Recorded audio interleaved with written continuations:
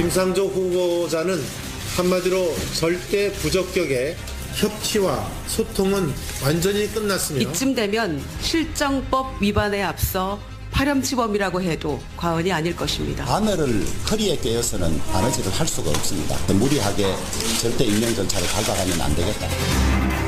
예, 말씀드린 대로 이번 주는 인사청문회가 몰려있는 그야말로 슈퍼위크입니다. 강경화, 김동연, 김희수 후보자 인사청문회 오늘 동시에 열리고요. 김상조 공정거래위원장 후보자 청문보고서 채택 여부 예정대로라면 오늘이 결정되는 시한이었습니다만 국민의당이 조금만 늦춰달라 이렇게 요청을 한 상황이죠. 김상조 후보자. 사실 자유한국당은 김상조 임명을 강행하면 청문회 일정은 말할 것도 없고 임시국회까지 보이콧하겠다. 가장 강경하게 맞서고 있는 게 이 김상조 후보자입니다. 바른정당 역시 부적격 입장 내놓은 상태.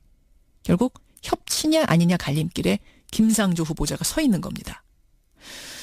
이런 가운데 바른정당의 하태경 의원이 이 김상조 청문 보고서는 적격으로 채택해야 한다.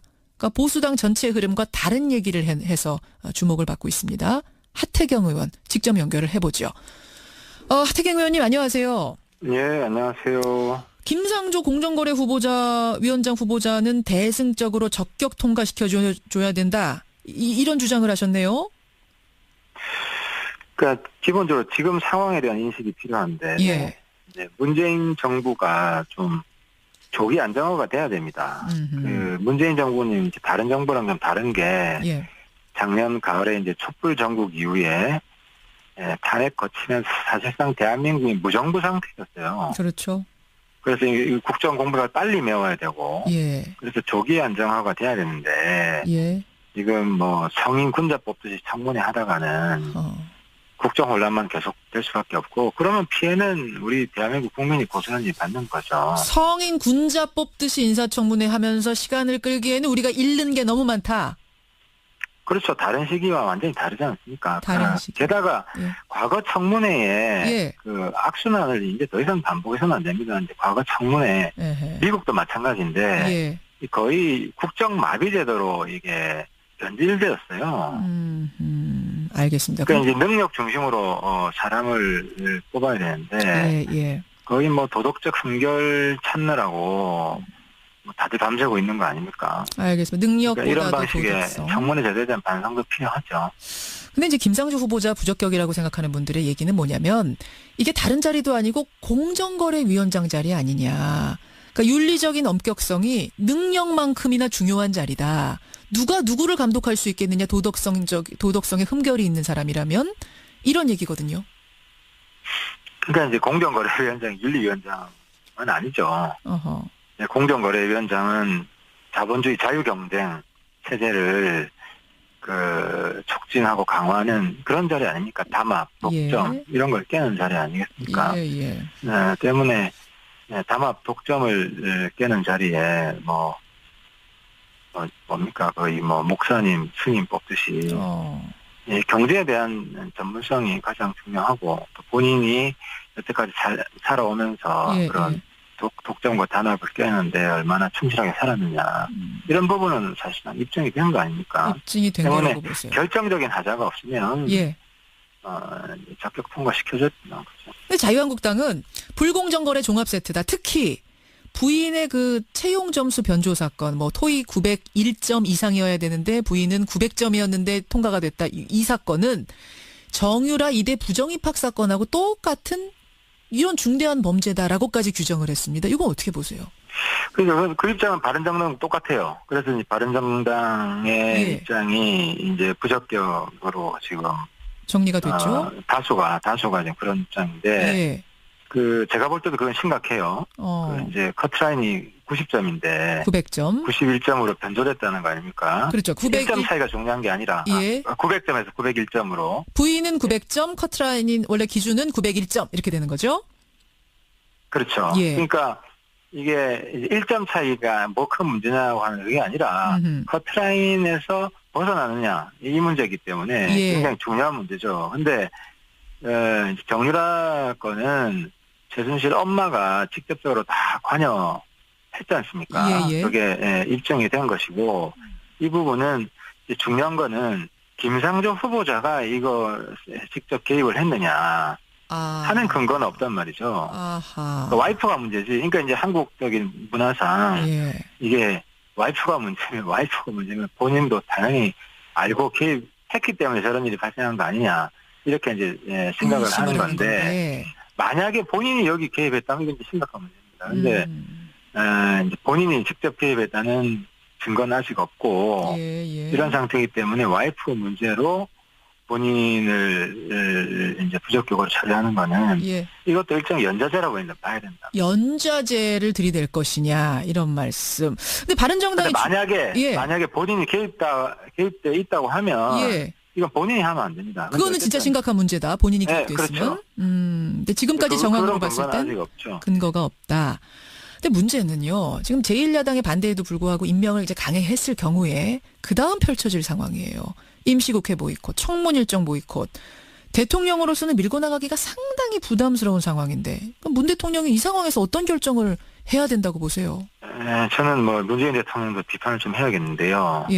문재인 대통령이 자기 발목 잡기 정치를 하고 있어요. 무슨 말씀이세요? 인사 문제에 있어서 거의 5대 원칙이라고 거의 절대화 시켜놨잖아요. 5대 배제 원칙? 네, 5대 원칙이라고 거의 성직자 찾는 것처럼 이걸 절대화 시켜놓고 있고 그리고 그 민주당에서 이걸 합리화하자고 국회에 제안을 했는데 문재인 대통령이 그냥 단칼에 잘라버렸어요. 그런 거 없다. 그러니까 지금 문재인 정부가 내가 좀 답답한 게 아직 장관 18명 중에서 6명밖에 발표 못했어요. 그렇죠. 12명이 공석이에요. 그러니까 본인이 스스로 계속 국정 공백을 초래하고 있는 거예요. 문재인 대통령 본인이. 그래서 제가 볼 때는 청와대도 너무 무리하게 이걸 문재인 정부는 성직자 정부처럼 가져가려는 이 고집을 좀 양보를 해야 되고 국회도 좀 합리적인 기준을 제시해서 청와대를 설득해야 되고 양쪽이 아무튼 국정 마비가 장기화되고 있는 데는 문재인 정부도 책임이 있고 또 자유한국당은 그 빌미로 문재인 정부 스스로 제시한 거 아니냐 이런 실제로 자유한국당은 묻지마 반대하고 있거든요. 묻지마 반대를 하고 있다고 보세요? 네. 그리고 심지어 자기들이 우리도 사실 저도 새누리당에 있을 때 민주당이 너무 하는 걸 봤어요. 그렇다고 하더라도 복수를 해야 된다고 한풀이 정치하면 안 된다고 생각하고 그렇게 보시는군요. 정치 발전하면은 과거에 민주당이 그랬더라도 지금 우리가 똑같이 한다. 이거는 정치 발전이 아니잖아요. 알겠습니다. 그럼 문 대통령이 지금 어떻게 해야 돼요? 결국 그래서?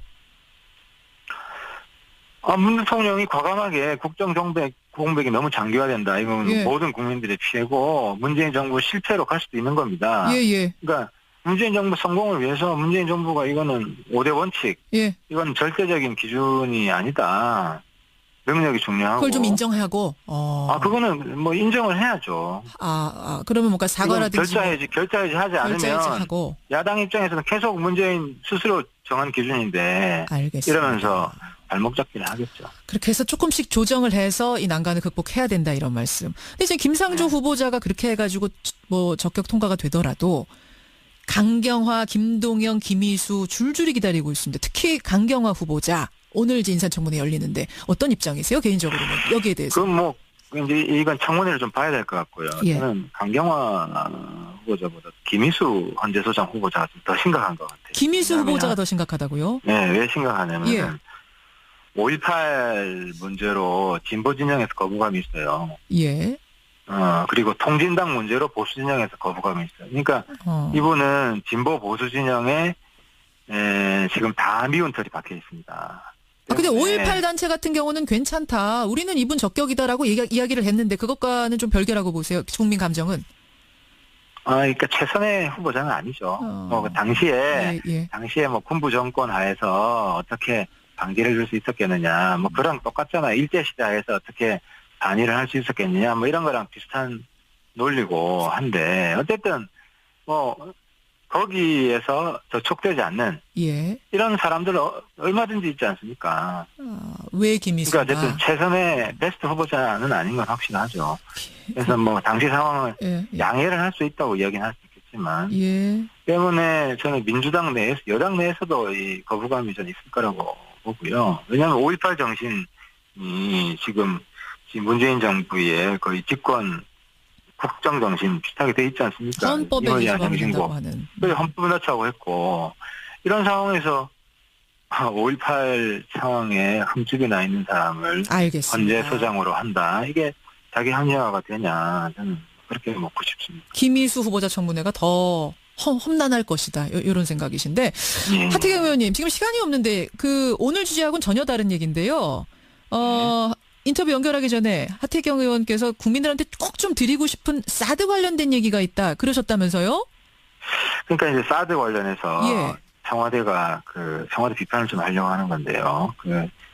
추가 반입, 사기 발사대 이걸 가지고 별 재미를 못 봤잖아요. 그냥 꼬리 자르기 비슷하게 정책실장 한 사람, 그것도 직무 배제 이렇게 했는데 이게 안 통하니까 다시 들고 나오는 게 환경평가예요. 환경영향평가를 이제 1년 정도 제대로 하겠다 이런 이야기가 나왔습니다. 그렇죠. 근데 이제 환경평가 기준이 사업 면적이에요. 공여 면적이 아닙니다. 근데 청와대는 환경평가 기준이 공여 면적인 것처럼 발표를 또 했어요. 공여 면적을 70만 평방미터인데 이거를 32만으로 줄여가지고. 쪼개기 해서 지금 이게. 쪼개기 해서. 그러니까 33만이 기준이다. 환경영향평가가 줄어들었다 이런 발표죠. 근데 이 33만 평방미터는 공여 면적이고. 이 기준이 공여 면적이 아니라 사업 면적이기 때문에 이 사업 면적은 10만 평방미터밖에 안 됩니다. 사업 면적이 기준이 돼야 된다라고 보세요. 이게 뭐 정해져 있는 겁니까? 법령에 이렇게 돼 있어요. 사업 면적 기준이요. 사업 면적이 기준이다. 왜냐하면 환경에 영향받는 면적은 사업하는 면적이잖아요. 뭐 아무런 사업도 안 하고 그냥 자연 그대로 있는 거는 환경에 영향 안 받습니까? 그래서 사업 면적이 기준인데 청와대가 이것도 헷갈려. 그러니까 지금 사드 무리하게 자꾸 공격하려다가 지난번에는 반입인지 배치인지 용어도 헷갈리고 이제는 알겠습니다. 법령에 나온 이야기도 마치 지금 청와대가 제가 볼 때는 팩트 체크에 엉켜가지 않았다고 보이지만 어쨌든 의도됐든 안 했든 허위 사실을 청와대가 유포하고 있다. 이 부분은 이제 오늘 주제는 아니었기 때문에 저희가 더 깊이 들어가지는 않겠습니다만 공여 면적, 사용 면적, 사업 면적 이 부분에 대해서는 저희도 좀 추가 조사를 해야 될 것 같고요. 이 부분에 관한 관련된 인터뷰는 따로 또 준비해야 될 것 같습니다. 하태경 의원님 여기까지 말씀 듣겠습니다. 고맙습니다. 감사합니다. 바른정당 하태경 의원이었습니다. 문재인 정부님 다른 정부랑 좀 다른 게 작년 가을에 이제 촛불 전국 이후에 탄핵 거치면서 사실상 대한민국이 무정부 상태였어요. 그렇죠. 그래서 이 국정 공부가 빨리 메워야 되고, 그래서 조기 안정화가 돼야 되는데, 지금 성인 군자 뽑듯이 청문회 하다가는 국정 혼란만 계속 될 수밖에 없고, 그러면 피해는 우리 대한민국 국민이 고스란히 받는 거죠. 성인 군자 뽑듯이 인사청문회 하면서 시간을 끌기에는 우리가 잃는 게 너무 많다. 그렇죠. 다른 시기와 완전히 다르지 않습니까? 다른 시기. 게다가 과거 청문회에 악순환을 이제 더 이상 반복해서는 안 됩니다. 이제 과거 청문회 미국도 마찬가지인데 거의 국정 마비 제도로 이게 변질되었어요. 알겠습니다. 그러니까 이제 능력 중심으로 사람을 뽑아야 되는데 거의 도덕적 흠결 찾느라고 다들 밤새고 있는 거 아닙니까? 알겠습니다. 능력보다도 이런 방식의 도덕성. 청문회 제도에 대한 반성도 필요하죠. 근데 이제 김상조 후보자 부적격이라고 생각하는 분들의 얘기는 뭐냐면 이게 다른 자리도 아니고 공정거래위원장 자리 아니냐. 그러니까 윤리적인 엄격성이 능력만큼이나 중요한 자리다. 누가 누구를 감독할 수 있겠느냐. 도덕성에 흠결이 있는 사람이라면 이런 얘기거든요. 그러니까 이제 공정거래위원장, 윤리위원장은 아니죠. 공정거래위원장은 자본주의 자유경쟁 체제를 촉진하고 강화하는 그런 자리 아닙니까? 담합, 독점 이런 걸 깨는 자리 아니겠습니까? 때문에 김상조 후보자는 한마디로 절대 부적격의 협치와 소통은 완전히 끝났으며 이쯤 되면 실정법 위반에 앞서 파렴치범이라고 해도 과언이 아닐 것입니다. 바늘을 허리에 꿰어서는 바느질을 할 수가 없습니다. 무리하게 절대 임명 절차를 밟아가면 안 되겠다. 말씀드린 대로 이번 주는 인사청문회가 몰려있는 그야말로 슈퍼위크입니다. 강경화, 김동연, 김희수 후보자 인사청문회 오늘 동시에 열리고요. 김상조 공정거래위원장 후보자 청문보고서 채택 여부 예정대로라면 오늘이 결정되는 시한이었습니다만 국민의당이 조금만 늦춰달라 이렇게 요청을 한 상황이죠. 김상조 후보자. 사실 자유한국당은 김상조 임명을 강행하면 청문회 일정은 말할 것도 없고 임시국회까지 보이콧하겠다. 가장 강경하게 맞서고 있는 게 이 김상조 후보자입니다. 바른정당 역시 부적격 입장 내놓은 상태. 결국 협치냐 아니냐 갈림길에 김상조 후보자가 서 있는 겁니다. 이런 가운데 바른정당의 하태경 의원이 이 김상조 청문 보고서는 적격으로 채택해야 한다. 그러니까 보수당 전체 흐름과 다른 얘기를 해서 주목을 받고 있습니다. 하태경 의원 직접 연결을 해보죠. 하태경 의원님 안녕하세요. 예, 안녕하세요. 김상조 공정거래 후보자 위원장 후보자는 대승적으로 적격 통과시켜줘야 된다. 이런 주장을 하셨네요.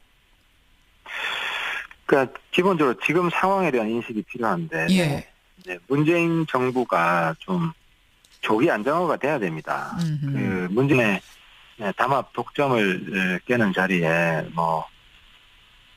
뭡니까 거의 목사님 스님 뽑듯이 예, 경제에 대한 전문성이 가장 중요하고 또 본인이 여태까지 살아오면서 그런 독점과 단합을 깨는데 얼마나 충실하게 살았느냐 이런 부분은 사실은 입증이 된 거 아닙니까? 입증이 된 거라고 보세요. 결정적인 하자가 없으면 적격 통과시켜줬죠. 근데 자유한국당은 불공정거래 종합세트다. 특히 부인의 그 채용 점수 변조 사건, 토익 901점 이상이어야 되는데 부인은 900점이었는데 통과가 됐다. 이 사건은 정유라 이대 부정입학 사건하고 똑같은 이런 중대한 범죄다라고까지 규정을 했습니다. 이거 어떻게 보세요? 그래서